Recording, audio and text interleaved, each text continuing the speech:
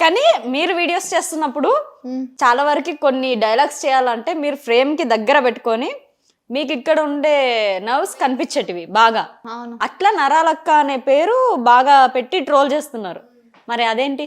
కాదు, ఎవరికి కనిపించవా నరాలు? కనిపిస్తాయి, మీ ఇంకా ఎక్కువ కనిపిస్తున్నాయి కదా. పాయింట్ ఆఫ్ వ్యూ ఏంటంటే అసలు ఎవరికి నరాలు కనిపించవా? ఇట్లా మాట్లాడుతున్నప్పుడు ఖచ్చితంగా ఆటోమేటిక్గా కనిపిస్తాయి.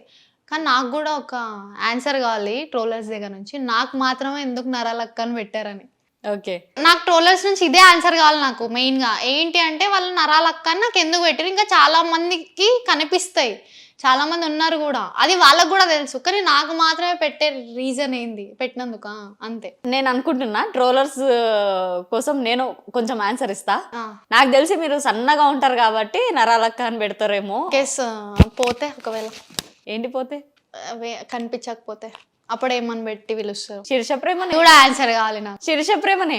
సో నేను కూడా తెలుసుకోవాలనుకుంటున్నా వాళ్ళ దగ్గర నుంచి. రికవర్ అవ్వదామని ట్రై చేస్తున్నారా లేదంటే తెలుసుకుందామని ట్రై చేస్తారా? మాక్సిమం ఇప్పుడు కనిపించవు. మీరు వీడియోస్ చూస్తే రెగ్యులర్వి నేను ఓన్ వాయిస్ చేస్తున్న వాటిలో మాక్సిమం కనిపించవు ఇంకా.